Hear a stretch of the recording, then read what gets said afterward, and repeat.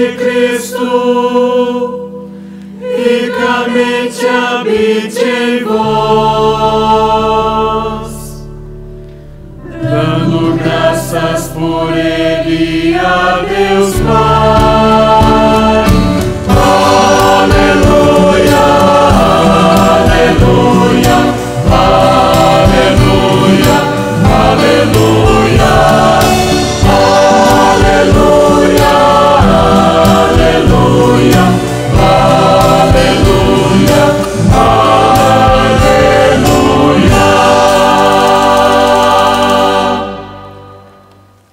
O Senhor esteja convosco.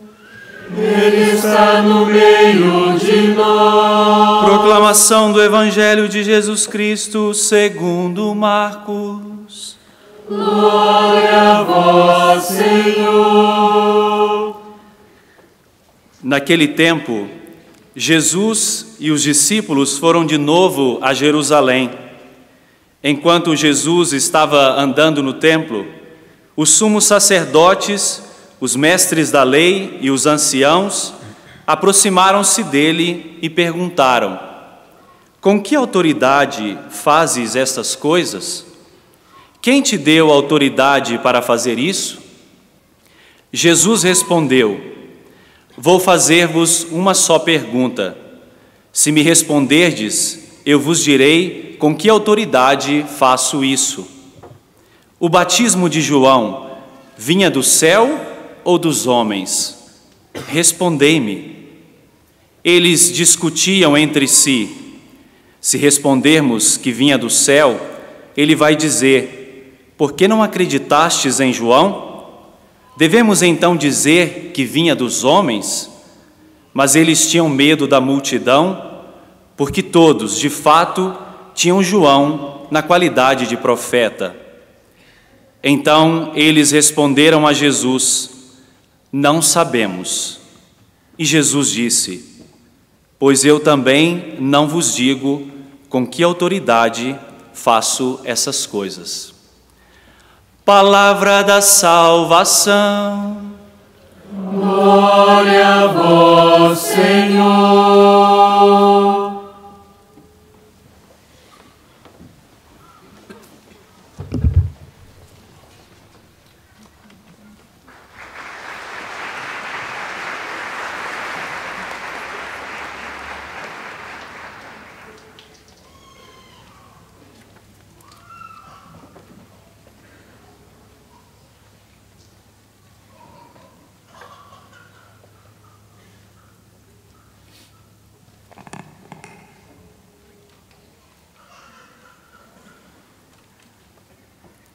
Prezados padres e seminaristas, irmãos e irmãs, estamos na 8ª semana do período litúrgico chamado Tempo Comum.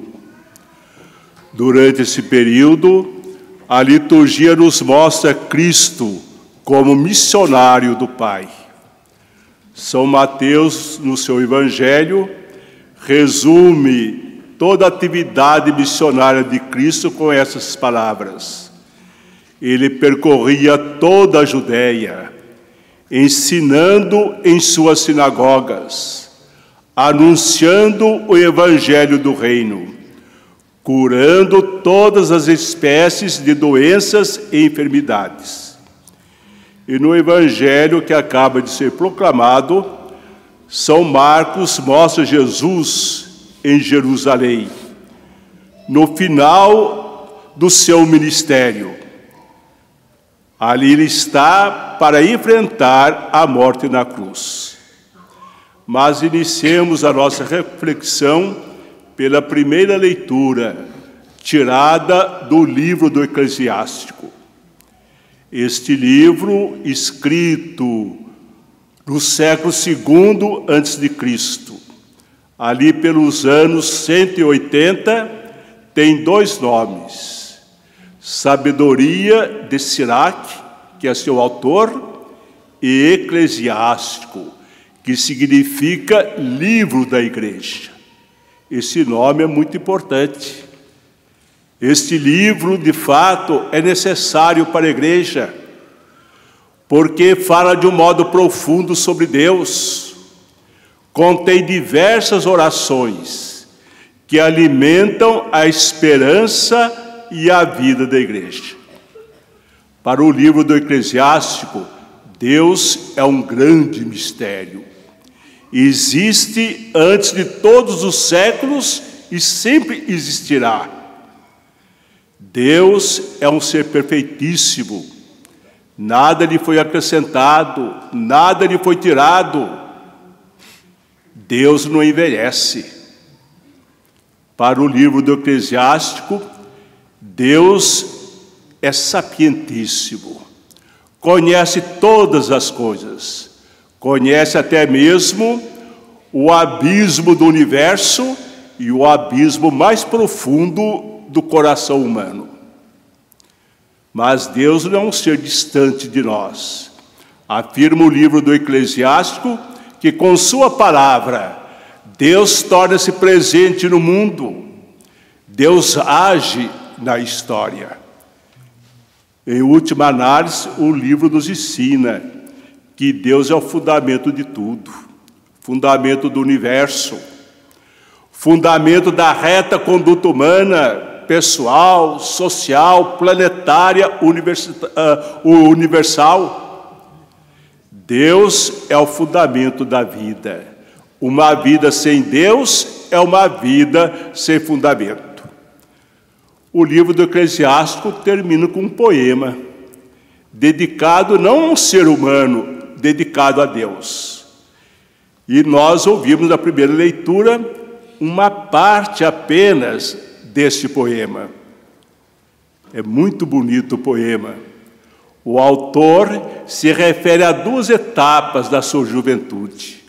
Na primeira etapa, ele andava errante, perdido, procurando uma sabedoria que lhe indicasse o caminho reto a seguir, que desse firmeza para os seus passos. E, na segunda etapa da sua juventude, ele descobre a sabedoria que procurava, a palavra de Deus. Então, um novo horizonte se abre diante dele, e a sua vida assume um rumo definitivo. Esse poema nos ensina, portanto, irmãos e irmãs, que quando nós procuramos a felicidade fora da sabedoria da palavra de Deus, fora dos seus mandamentos, caímos na ilusão. Repetimos o gesto do filho pródigo, procuramos a felicidade onde ela não se encontra. Nossa resposta orante à primeira leitura foi o canto do Salmo 18. Que salmo belíssimo! Esse salmo é um poema à lei, à palavra de Deus.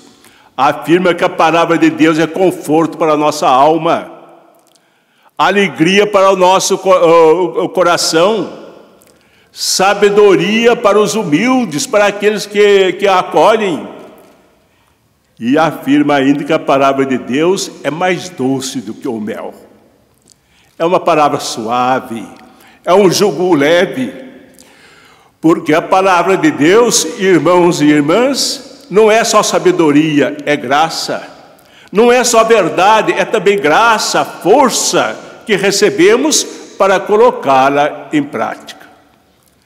E o Evangelho que foi proclamado nos mostra Cristo como a sabedoria de Deus presente no mundo.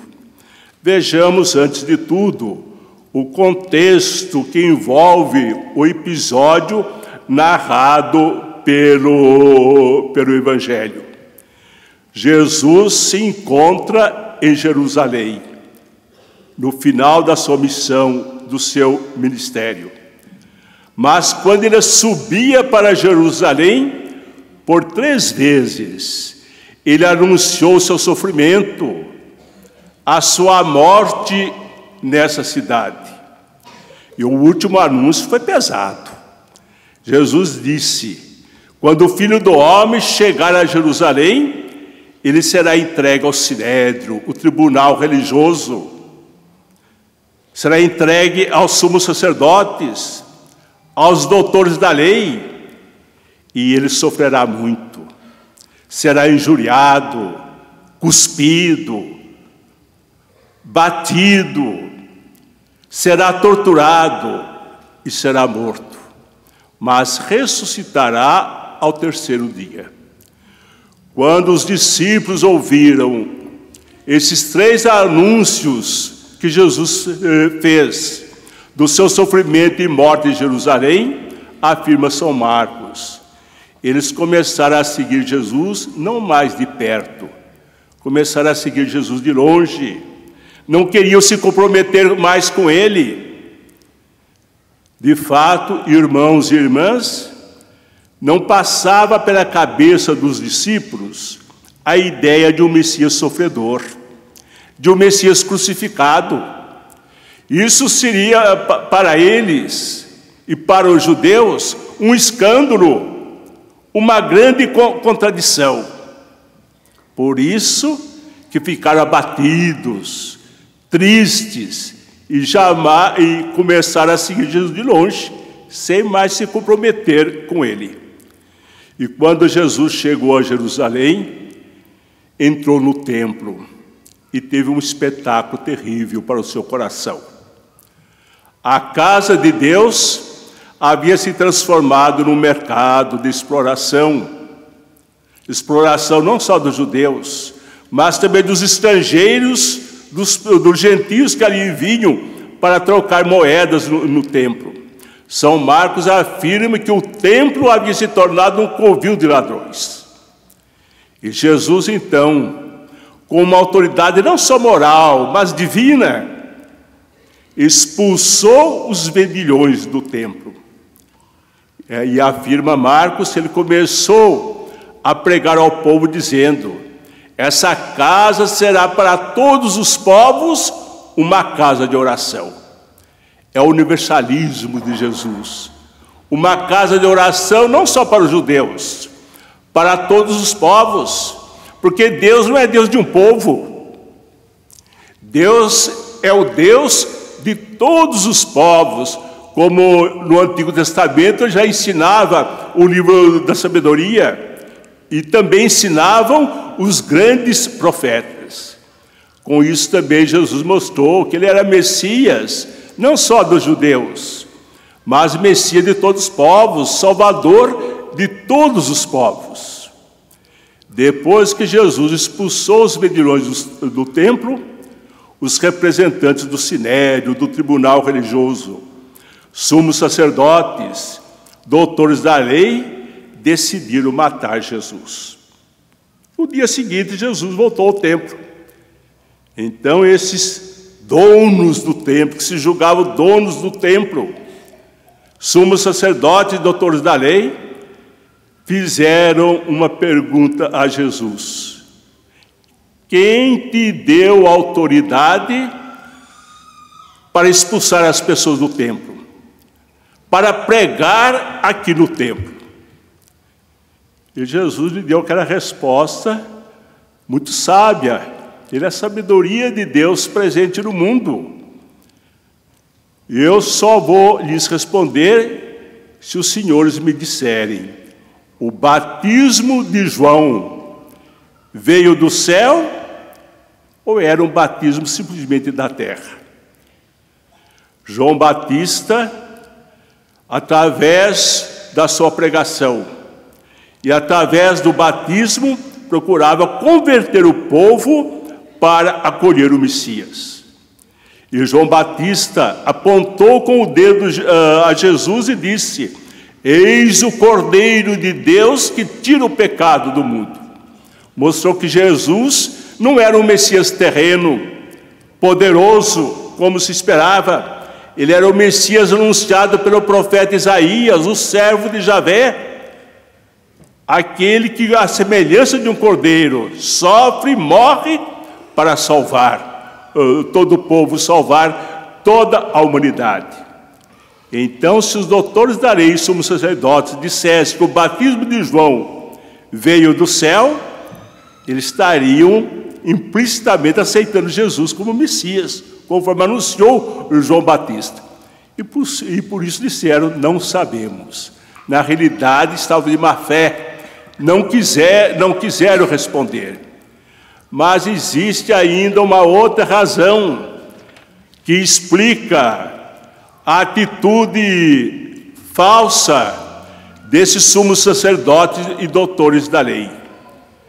Na Sagrada Escritura, existem 3 imagens para designar o povo de Israel. Ele é chamado rebanho de Deus, vinha de Deus, que deve produzir uvas doces e não uvas amargas e azedas. É chamado também de figueira, que deve produzir frutos saborosos. Mas São Marcos nos recorda, quando Jesus já estava perto de Jerusalém, que essas autoridades religiosas, sumos sacerdotes e doutores da lei, haviam se tornado uma figueira seca. Não produziam mais frutos, fidelidade à aliança de Deus, amor ao próximo, justiça, obediência aos mandamentos de Deus. Eles eram uma figueira que havia ficado seca.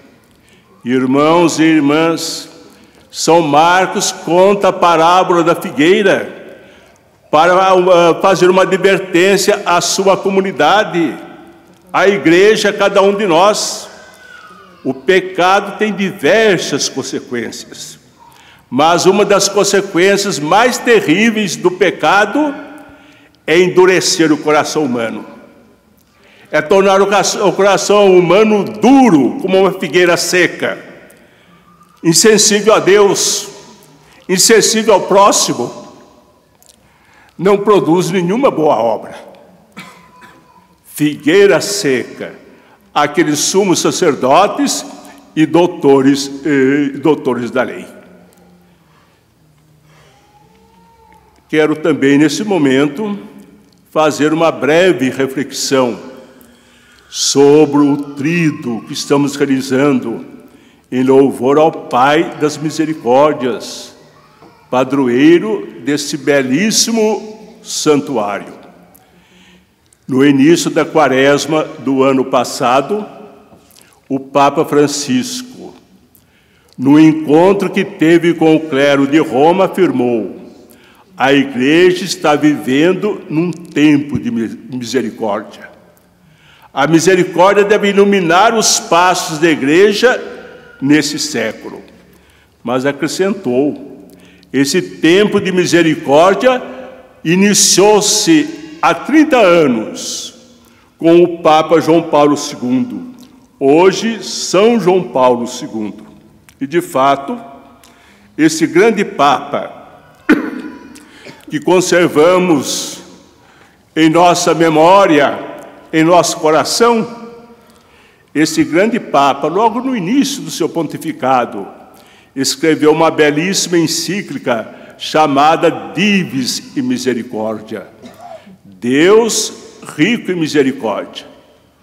Vamos ler essa encíclica belíssima em preparação ao Ano Santo da Misericórdia, que será inaugurado no próximo dia 8 de dezembro. Depois, no ano 2000, celebração do grande jubileu da encarnação, da redenção, o Papa João Paulo II canonizou uma freira polonesa, irmã Faustina, que dedicou toda a sua vida a divulgar a devoção à misericórdia divina.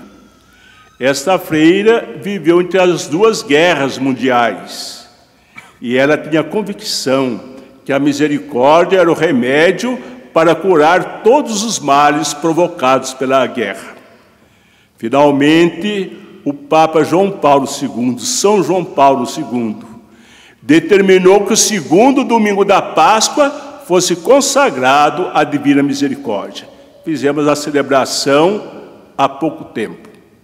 O que é a misericórdia? No Antigo Testamento, A misericórdia significa amor de mãe. Aquele amor que tem origem no ventre da mãe, que acolhe a vida, que dá condições para a vida desenvolver-se. E o profeta Isaías afirma que Deus nos ama com misericórdia, isto é, Deus nos ama com amor de mãe. E por isso mesmo o profeta colocou nas bocas de Deus essas palavras: pode uma mãe esquecer-se da criancinha que ela gerou em seu ventre? E Deus acrescenta: ainda que uma mãe se esqueça da sua criancinha, não me esquecerei de ti. Que palavra belíssima pronunciada por Deus. Os nossos pecados poderão ser muitos, poderão ser pesados, mas os nossos pecados são atos humanos, finitos. A misericórdia de Deus é infinita. Nenhum pecado, podemos dizer, é limite para a misericórdia de Deus. Mas no Antigo Testamento, misericórdia significa também amor deliberado, amor que tem origem na vontade. Para usarmos uma expressão do profeta Isaías, aquele amor que não se envergonha da carne do irmão.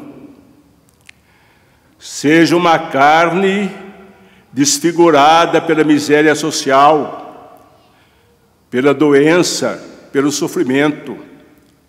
Seja uma carne manchada pelo pecado. Irmãos e irmãs, quando o próximo peca, não devemos atirar pedras. O Evangelho proíbe. Quando o próximo peca, devemos manifestar misericórdia. Atirar pedras não muda o coração de ninguém, mas a misericórdia muda. Por isso mesmo que Deus não atira pedras em ninguém. Manifesta misericórdia, porque Ele quer a conversão do pecador. Podemos ainda dizer que a misericórdia é a lógica de Deus. A lógica de Deus é diferente da lógica humana. Lógica racional, fria, legalista. Lógica do dente por dente, olho por olho. Quem erra deve pagar. A lógica de Deus não é essa. A lógica de Deus é o coração. Podemos até afirmar que Deus pensa com o coração. A lógica de Deus é a misericórdia, sobretudo para com os pecadores.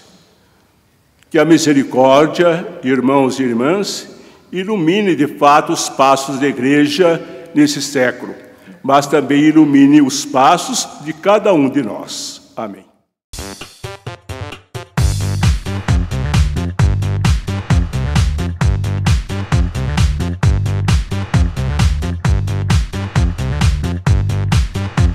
CançãoNovaPlay.com. Assine já!